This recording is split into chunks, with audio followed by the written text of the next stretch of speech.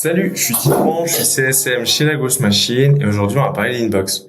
Jongler entre plusieurs plateformes pour gérer tes réponses, ça peut être assez chronophage, notamment sur LinkedIn dont on sait que l'UX n'est vraiment pas terrible. C'est encore pire si tu as plusieurs comptes à gérer. Du coup, c'est pour cette raison que nous on a créé l'inbox. C'est un endroit centralisé qui permet de gérer toutes tes conversations en direct, qu'elles aient lieu par email ou par LinkedIn et de gagner un maximum de temps.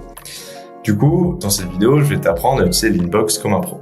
Ton seul objectif, c'est d'atteindre le niveau 0 de conversation. Tu sais, c'est ce moment de satisfaction où tu as fini ta journée et tu sais que tu peux enfin rentrer chez toi. Pour ça, on va t'aider.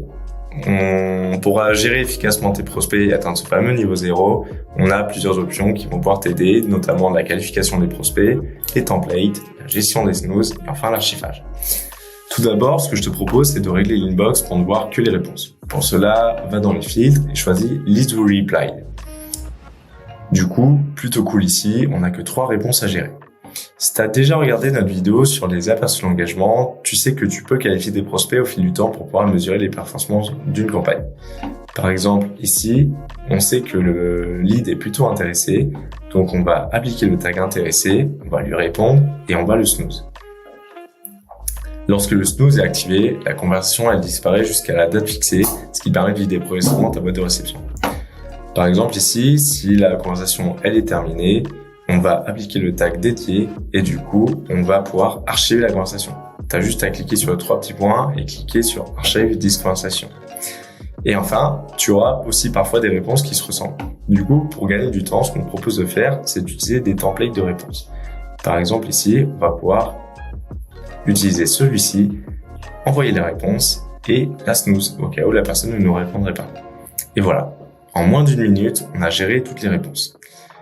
Après, ce qui est aussi chouette avec l'inbox, c'est que si tu as plusieurs identités, tu peux aussi gérer la conversation des autres identités qui sont connectées.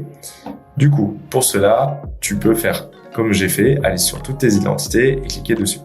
C'est intéressant si tu es une agence, tu peux savoir proposer de gérer les conversations jusqu'à la réservation des rendez-vous. Si tu es un lead gen manager, tu pourras accéder à la conversation, comprendre le type de réponse que tu as généré et améliorer pour ta prochaine itération de campagne. Et enfin, si tu es un sales manager, par exemple, ça te permet d'optimiser le temps des AE qui, on sait, qui sont trop concentrés sur leur réunion pour avoir le temps de gérer les réponses. Alors du coup, ce qu'on va faire, c'est qu'on va faire en sorte qu'un SDR gère quelques identités. Il peut se faire par exemple passer pour ton directeur commercial et directement dans la boîte de réception, réserver une réunion pour lui et ça va lui faire gagner du temps à toi ainsi qu'à ton directeur commercial. Donc du coup, tu vois l'idée, il y a plein d'autres use cases, et du coup, la boîte de réception, c'est quelque chose qui est vraiment intéressant pour que vous puissiez gérer ça en équipe et gagner pas mal de temps. J'espère que cette vidéo t'a plu, et si c'est le cas, n'hésite pas à regarder les autres vidéos que l'on te propose sur l'utilisation de la GEM. Bonne journée!